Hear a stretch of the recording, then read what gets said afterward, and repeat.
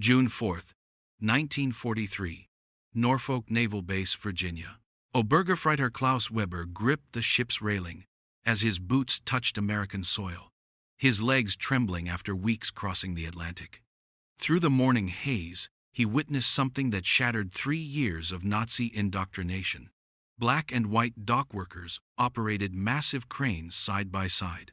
Women in coveralls directed cargo operations with authority that defied everything he had been taught about American weakness. Children sold newspapers at military gates without fleeing at the sight of enemy uniforms.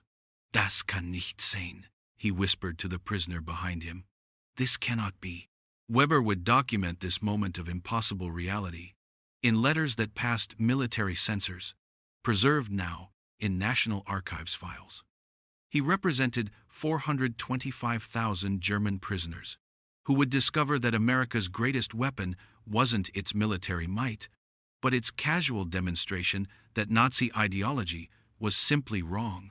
The processing at Norfolk began with what military records would later classify as systematic confusion.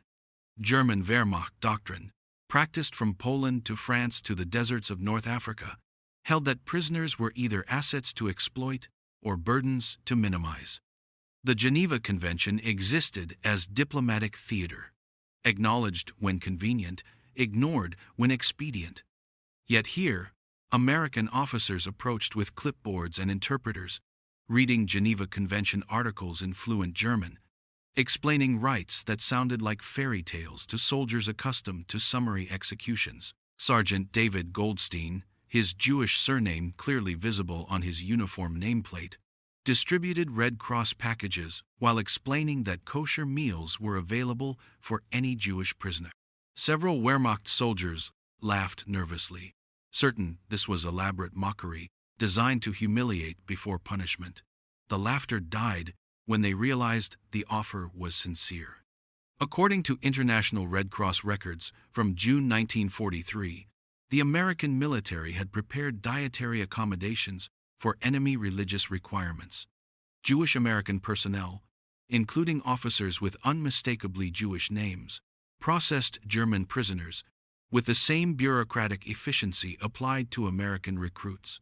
The medical inspections defied every assumption about wartime resource allocation. German prisoners, many bearing wounds from convoy battles and desert campaigns, received injections of penicillin, that miracle drug barely available to Wehrmacht field hospitals. Army Medical Corps records document identical treatment protocols for enemy and American wounded. Swiss Red Cross Inspector Guy Matteo noted in his July 1943 report that medical care provided to German prisoners equaled or exceeded that given to American military personnel. African American medical technicians drew blood from Wehrmacht officers for routine health screening. In Nazi Germany, such racial contact violated Nuremberg laws and carried severe penalties. Here it represented standard military procedure. Technical Sergeant James Washington, a Negro medic from Alabama, processed prisoners with professional detachment, while German officers struggled to reconcile their racial theories with the competent medical care they were receiving from someone their ideology classified as subhuman. The mess hall revelation shattered the final pretense of normal military captivity. German prisoners entered a dining facility where American sailors were already eating. Not separate buildings or segregated sections, but the same room, the same food service, the same quality meals. Americans occupied tables at one end, Germans at the other, sharing food preparation areas and serving lines. The casual indifference of American personnel, more interested in a radio broadcast of a baseball game than in monitoring their enemies 50 feet away, demonstrated security through confidence rather than fear. Weber watched American sailors discuss batting averages, while German submariners, who had torpedoed Allied convoys, sat within easy conversation distance. No tension, no hostility, just two groups of military men eating institutional food and ignoring each other with practiced efficiency. The psychological impact of normalized enemy presence challenged every assumption about wartime behavior. These Americans treated mortal combat as a job completed rather than a hatred to maintain. Major William Hendricks, the processing officer whose service record survives in military archives, addressed arriving prisoners with an interpreter, but also attempted basic German phrases himself. He explained camp assignments, work opportunities, and recreational activities as if discussing vacation arrangements rather than prisoner disposition. When Obergefreiter Heinrich Müller asked about punishment details, Hendricks seemed genuinely confused by the question. There were no punishment details, only work assignments with compensation. The documentation requirements alone confounded German military thinking. American personnel recorded individual prisoner preferences for work assignments, dietary restrictions, religious observances, and recreational interests. Forms existed for prisoner complaints, medical requests, and family correspondence. The bureaucracy of consideration, the systematic attention to individual enemy needs, suggested either administrative incompetence or strategic deception. Evening brought the final impossibility. American guards explained recreational schedules, including libraries, musical instruments, organized sports, and educational programs. Prisoners could choose activities, form committees, elect representatives. Self-governance for captured enemies seemed either weakness or elaborate psychological warfare. German officers requested clarification of punishment protocols for infractions. The American response was that prisoners would be responsible for maintaining their own discipline within broad guidelines. Klaus Weber lay on an actual mattress with clean sheets and a wool blanket, staring at electric lights that burned without restriction. Outside his window, American personnel went about their duties without apparent concern for the 4,000 enemy soldiers now residing within their base. The casual trust, the assumption of civilized behavior from captured enemies, the allocation of resources for comfort rather than mere survival, all contradicted 3 years of indoctrination about American degeneracy and weakness. The 3-day train journey to camps in the interior provided the next level of cognitive dissonance. Unlike the secretive prisoner movements common in German-occupied territories, American authorities made no attempt to hide the enemy captives. The trains themselves defied expectations. Not cattle cars or military transports, but actual passenger coaches, with cushioned seats and large windows that offered unrestricted views of the American landscape. Pennsylvania Railroad records from June 1943 document regular stops at civilian stations where crowds gathered to observe the unusual cargo. At Union Station in Washington District of Columbia, witnessed by hundreds and recorded in station master logs, German prisoners watched through windows as American families conducted their own wartime farewells. Wives kissed husbands goodbye in public displays of affection. Children waved small flags and shared milkshakes at the station restaurant. Teenagers gathered around a jukebox, dancing to music that Nazi ideology condemned as degenerate Negro jazz. The same platform hosted enemies and families, separated only by train windows and guards who seemed more interested in directing passenger traffic than monitoring prisoners. Obergefreiter Müller pressed his face against the glass, watching a young mother lift her toddler to wave at departing soldiers. The child's laughter carried through the window, innocent of the hatred that should exist between warring peoples. American civilians showed curiosity about the German prisoners, but no fear, no anger, just the mild interest reserved for unusual but harmless spectacles. The trains passed through industrial areas that military doctrine demanded should be camouflaged, hidden, protected from enemy observation. Instead, American factories displayed their names in enormous letters visible for miles. The Glenn L. Martin Aircraft Plant in Baltimore sprawled across hundreds of acres with parking lots filled with workers' personal automobiles. German prisoners could count the B-26 bombers lined up for delivery, observe shift changes, estimate production capacity. No attempt at concealment, no security paranoia, just American industry operating in plain sight of enemies who might escape and report these locations. Through Pennsylvania coal country, the trains passed mines and steel mills running continuous shifts. The night sky glowed orange from blast furnaces that never stopped. their smokestacks reaching towards stars dimmed by industrial haze. Workers' housing stretched for miles around each complex. Not military barracks, but individual houses with gardens, front porches, and multiple windows blazing with electric light. At a documented stop in Harrisburg, Pennsylvania, recorded in railroad maintenance logs, German officers witnessed American workers at shift change. Men carrying metal lunchboxes, wearing leather shoes and wristwatches, driving personal vehicles that cost more than most German soldiers earned in a year. The casual display of individual prosperity among laborers contradicted Nazi propaganda about American worker exploitation under capitalism. According to Weber's later memoir, one detail crystallized the abundance beyond German comprehension. A worker in clean overalls threw away a half-eaten apple and opened a fresh one from his lunchbox. The casual waste of food by a common laborer stunned officers who had seen their men fight over scraps in the North African desert. That discarded apple represented more nutrition than many German civilians received in a week, yet here it was garbage because a worker preferred a different piece of fruit. Railroad dining cars served meals to passengers, while German prisoners received box lunches of white bread sandwiches, fresh fruit, and bottled milk. The quality exceeded Wehrmacht officer rations, yet these were casual travel provisions for enemy captives.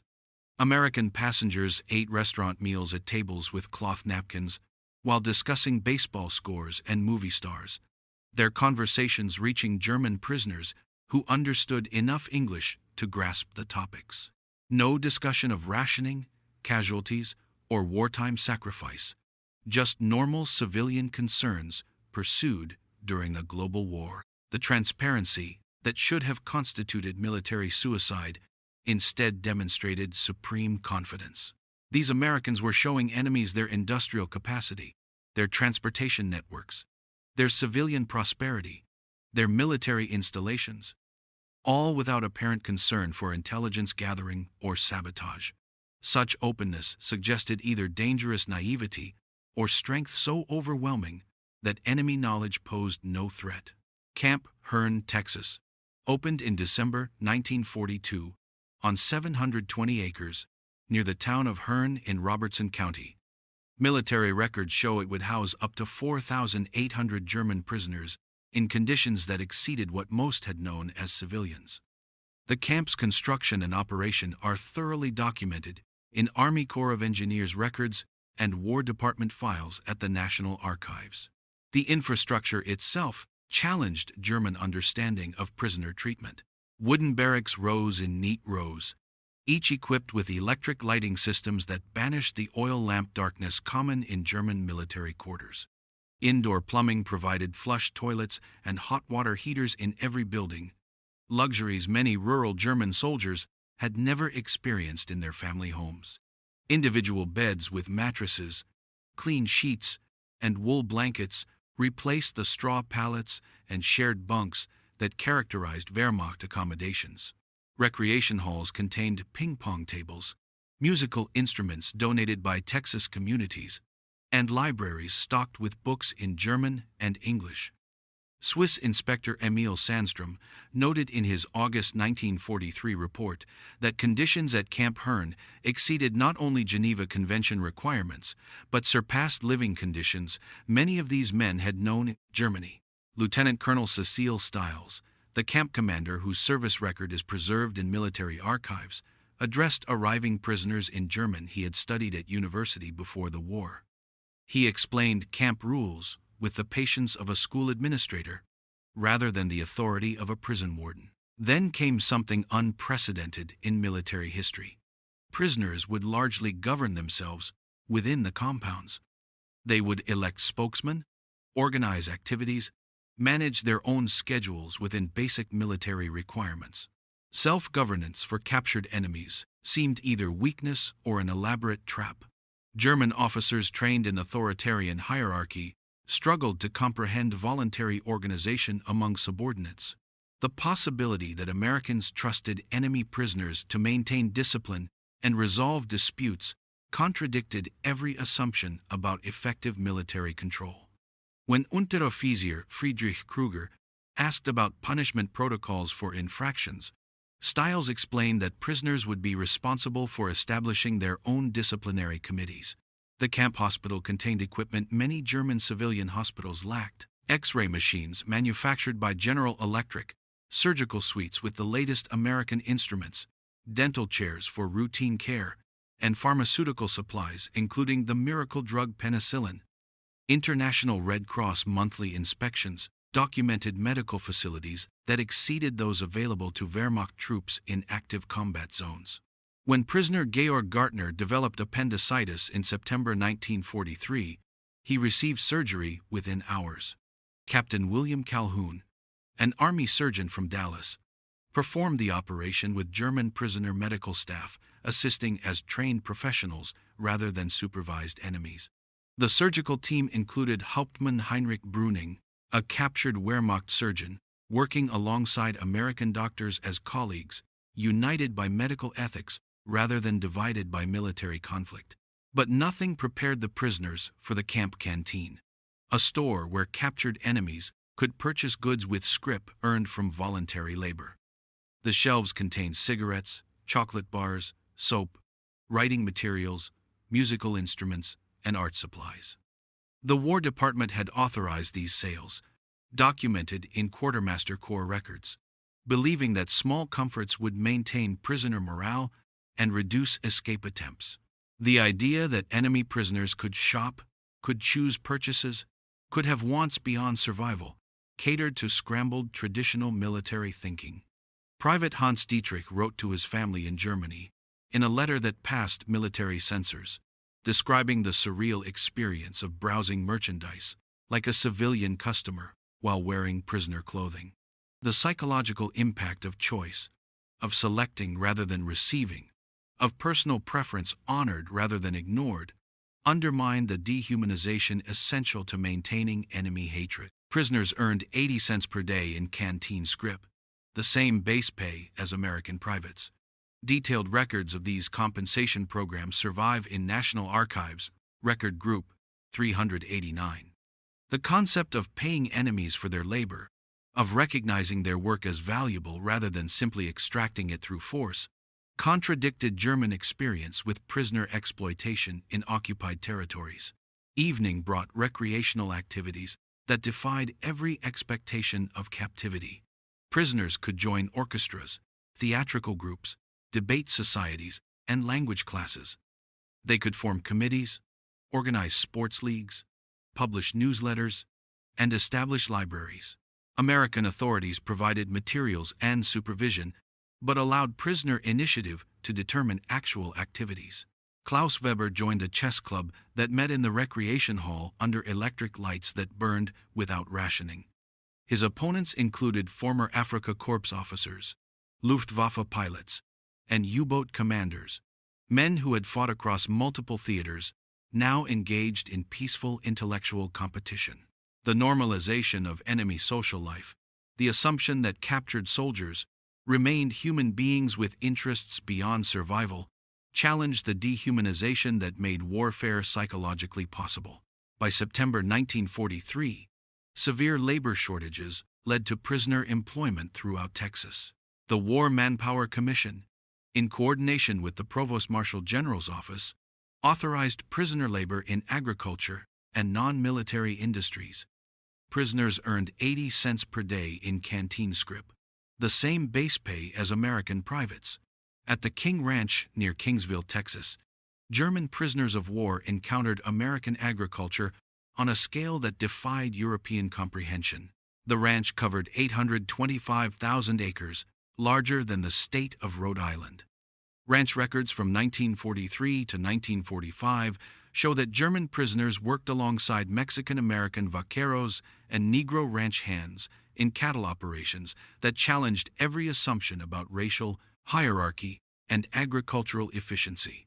The mechanization astounded men raised on traditional European farming methods. A single combine harvester replaced dozens of workers with hand tools.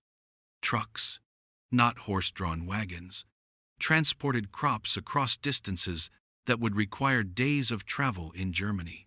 Ranch foreman Richard Kleberg Jr., treated German prisoners of war as temporary employees rather than enemies, according to ranch employment records preserved in the King Ranch archives. The racial mixing in agricultural work, though limited socially, contradicted Nazi racial theories at their foundation. German prisoners watched Negro cowboys demonstrate superior horsemanship and cattle handling skills. Mexican-American vaqueros outperformed European soldiers in every aspect of ranch work. The efficiency of integrated crews, when focused on tasks rather than ideology, undermined assumptions about racial purity, equaling productivity that formed the core of Nazi agricultural policies. At cotton gins throughout Texas, prisoners witnessed processing speeds impossible by European standards.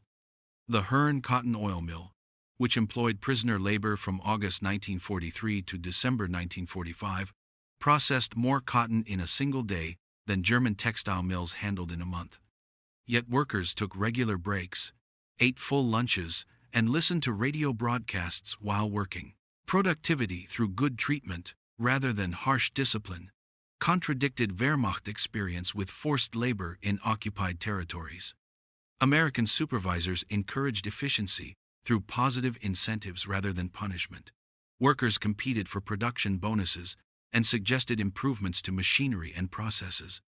The concept that voluntary effort exceeded coerced labor challenged fundamental assumptions about human motivation and industrial organization. At Texas railroad yards, the coordination astounded German logistics officers trained in centralized planning. The Missouri-Kansas-Texas Railroad employed prisoners of war at its Smithville Yard, where they witnessed American logistics efficiency that operated without the rigid hierarchies common in German transportation. Trains arrived on precise schedules, coordinated across thousands of miles. Loading equipment operated continuously with minimal supervision. The waste that accompanied this abundance shocked men who had experienced severe rationing since 1939.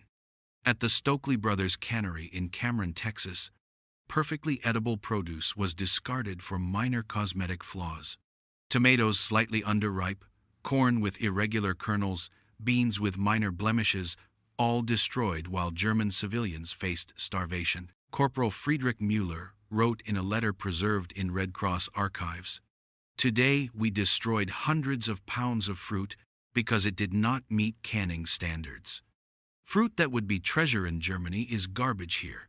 The American supervisor apologized to us for the waste, not understanding that he was apologizing for abundance we could not imagine. Perhaps most unsettling to German military minds was witnessing American democratic discourse in industrial settings. FBI monitoring reports declassified in the 1970s noted that German prisoners of war were shocked by farmers and workers criticizing President Roosevelt freely, complaining about government policies without fear of consequences. At one documented incident, at a farm near Bryan, Texas, a farmer told a Department of Agriculture inspector to go to hell over crop allocation disputes and faced no punishment. Such defiance of government authority would mean imprisonment or death in Nazi Germany. Yet here, it represented normal political expression. Workers discussed politics openly during breaks, criticized military strategies in newspapers, and debated government policies without fear. The strength of a system that allowed dissent, rather than requiring unanimity, challenged totalitarian assumptions about effective governance and social control. Working in Texas exposed German prisoners to American racial dynamics that contradicted both Nazi propaganda and international perceptions of American society. At Camp Hearn, Negro soldiers from the 359th Infantry Regiment occasionally served guard duty over German prisoners. German prisoners of war, products of Nazi racial ideology that classified blacks as subhuman, found themselves taking orders from African American soldiers, yet prisoners also witnessed segregation's contradictions that defied simple categorization. They could eat in Hearn restaurants that refused service to the Negro soldiers guarding them. They could attend movie theaters where their guards could not sit in the main section, but were relegated to separate balcony areas. German enemies enjoyed more social freedom in some contexts than American citizens who happened to be black.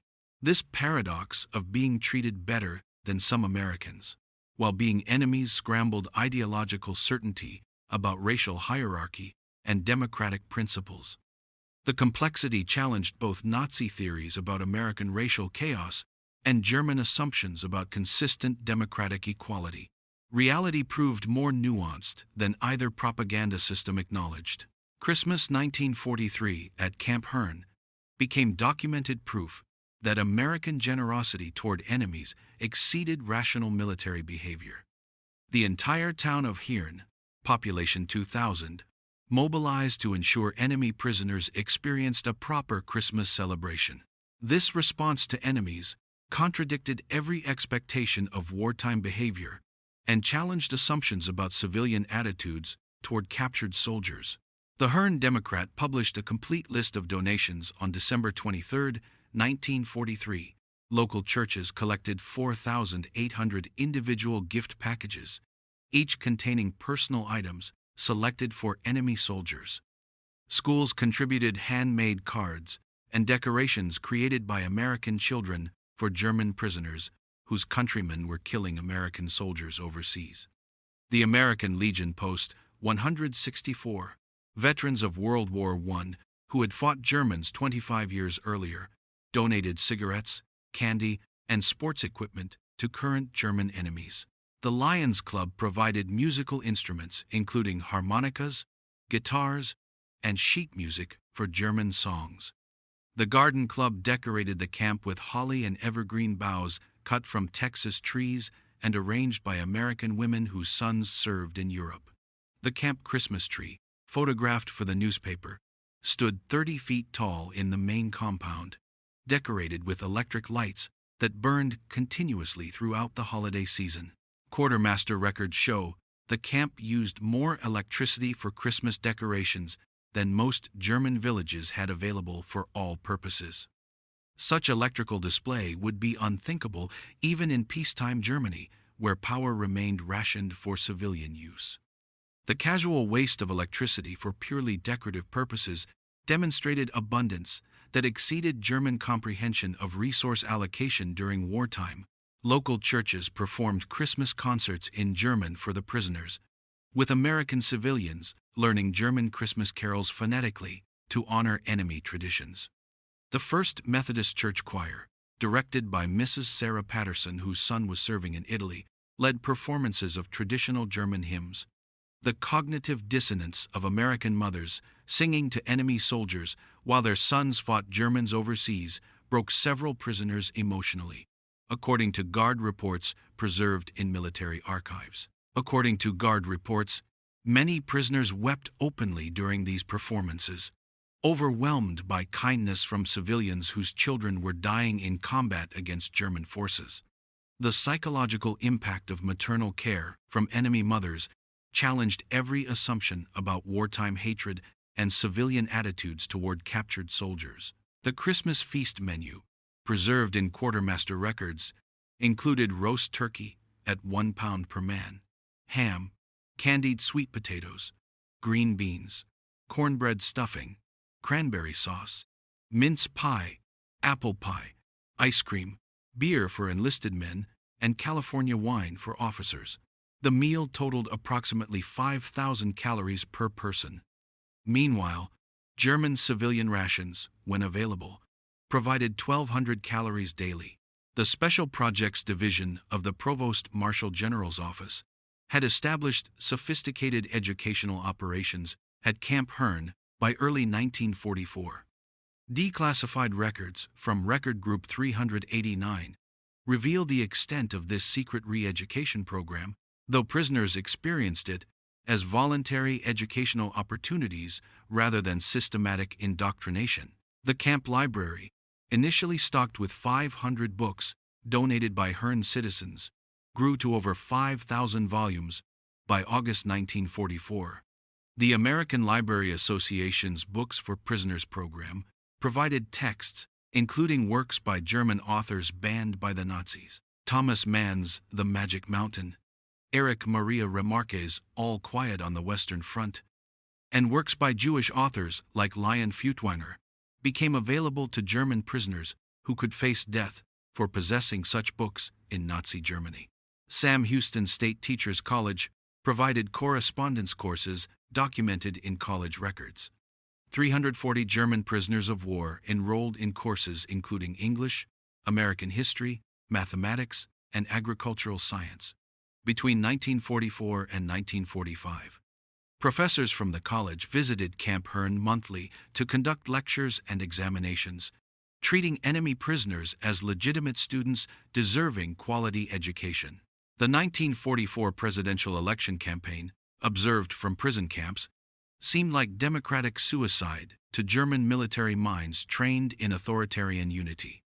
President Roosevelt faced serious challenge from Thomas Dewey during wartime.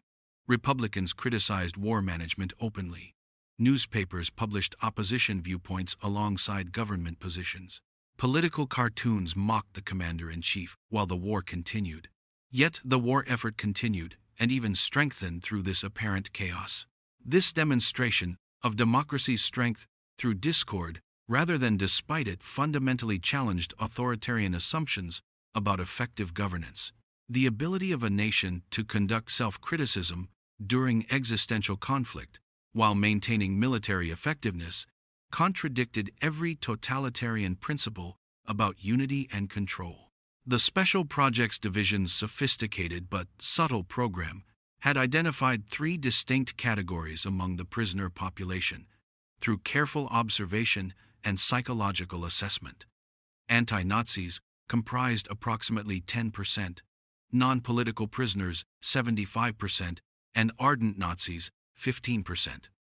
Each group received different treatment, designed to maximize ideological transformation while maintaining the appearance of standard prisoner management.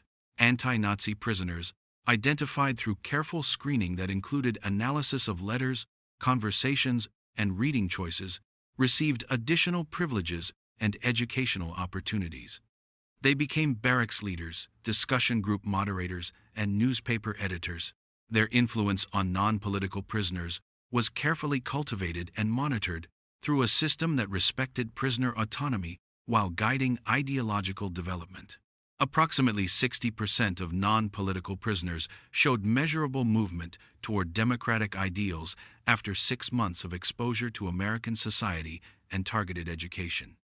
The transformation occurred not through coercion, but through accumulated exposure to democratic values in daily operation. Prisoners witnessed democracy functioning effectively through apparent chaos, observed individual rights, respected even for enemies, and experienced personal dignity maintained despite military defeat. Hermann Butcher arrived at Camp Hearn in June 1943 as a convinced Nazi. His memoir, documenting gradual ideological collapse through accumulated observations of American society. The turning point came Christmas 1943, when Hearn citizens gave presents to enemy prisoners. He wrote in his published memoir, "These people whose sons we had tried to kill gave us gifts. Their kindness was not weakness but strength, the confidence of victors who knew they had already won, not just the war, but the peace that would follow." Butcher immigrated to America in 1953, became a citizen in 1958, and worked as an engineer for General Motors until retirement. His transformation from Nazi believer to American citizen exemplified the program's success in converting ideological enemies into democratic advocates through exposure rather than indoctrination. Georg Gartner escaped from Camp Deming, New Mexico in September 1945, but rather than fleeing the country, he chose to remain in America illegally under the assumed name Dennis Wiles. He married an American woman, raised children, and worked as a tennis instructor in California for 40 years. When he finally surrendered in 1985 for a television documentary, he had been American longer than German. His story, documented in his autobiography, Hitler's Last Soldier in America, validates the transformative power of American society on former enemies. Gartner's decision to remain illegally rather than return to Germany demonstrated preference for American democracy over German Reconstruction, even at the cost of permanent exile from his homeland. Reinhold Pell escaped from Camp Washington, Illinois in 1945, not from mistreatment, but from boredom and curiosity about American civilian life. According to his memoir, Enemies Are Human, he lived illegally in Chicago for 7 years, working in bookstores and marrying an American woman before voluntarily surrendering in 1953. The FBI investigation revealed he had broken no laws except illegal entry. He received citizenship in 1959 and became a successful businessman, later sponsoring other German immigrants. His voluntary surrender and subsequent success demonstrated the magnetic attraction of American society for former enemies who had experienced democratic values firsthand. The statistical evidence documents the transformation's scope and success. Of 425,000 German prisoners of war in America, only 2,222 escape attempts occurred, representing 0.52% of the total population. Only 54 prisoners achieved successful escapes lasting more than 30 days, 0.01% of all prisoners. Sabotage incidents numbered 7 confirmed cases, 0.001% of the prisoner population. Work refusals totaled 178 documented incidents, 0.04% of all prisoners. Voluntary labor participation reached 87% of eligible prisoners, demonstrating cooperation rather than resistance as the dominant response to American treatment. Post-war surveys conducted by American occupation authorities found 74% of returned prisoners of war held favorable views of American democracy. 61% supported Marshall Plan aid when announced. 55% advocated German-American alliance. 38% expressed desire to immigrate to America. 23% maintained correspondence with American families they had met during imprisonment. Immigration records show 5,000 former prisoners of war legally immigrated to America in the 1950s. Naturalization records indicate 92% became citizens within the eligible timeframe. Their American success rate, measured by employment, home ownership, and lack of criminal records, exceeded general immigrant populations, suggesting successful integration and democratic conversion. The influence of returned prisoners of war on West German Reconstruction is documented in occupation records and German archives. Former prisoners occupied significant positions in the new democracy, bringing knowledge of democratic function and free market operation gained through American experience. 48 became Bundestag members. 312 served as mayors or city councilors. 1,847 worked in agricultural modernization using American techniques. 2,341 taught in reconstituted schools, introducing democratic educational methods. 4,165 managed businesses using American methods and principles. Hans-Georg Fenstudnitz, former prisoner and later German industrialist, told American historians in 1965 that returned prisoners brought more than memories. They brought knowledge of how democracy functions, how free markets operate, and how diverse peoples cooperate. In 1984, the 40th anniversary of D-Day, 50 former Camp Hearn prisoners of war returned to Texas for a reunion, extensively covered by the Hearn Democrat. Former enemies embraced former guards. Wehrmacht veterans placed flowers at the American Legion Memorial. Fritz Zimmermann, speaking for the group, said they came as enemies, believing in racial superiority and national destiny, but left as friends understanding that democracy's chaos is its strength, that diversity creates rather than weakens unity. America's greatest victory was not achieved on battlefields, but in prison camps, where enemies became advocates through simple exposure to American reality. The transformation was not accomplished through propaganda, but through witnessing democracy function through apparent chaos, racial integration, progress despite segregation, and women exercise authority while maintaining femininity. German prisoners of war experienced enemies becoming friends through simple humanity. These prisoner experiences became foundations for the Atlantic Alliance, Marshall Plan, and democratic reconstruction of Europe. Former prisoners returned not just with memories, but with knowledge of how democracy functions, how free markets operate, and how diverse peoples cooperate. Their transformation proved that American values, when authentically lived, possessed power that military might alone could never achieve. The German prisoners of war who reached America between 1943 and 1946 came expecting to find enemies, but discovered mirrors of what they could become. The unusual sights that stunned them were unusual only to eyes trained by tyranny. To American eyes, they were just life. Messy, imperfect, but free. In the stunned observations of enemy prisoners lay proof that sometimes the greatest victories are won through demonstration rather than destruction, through reality rather than propaganda, through humanity rather than hatred.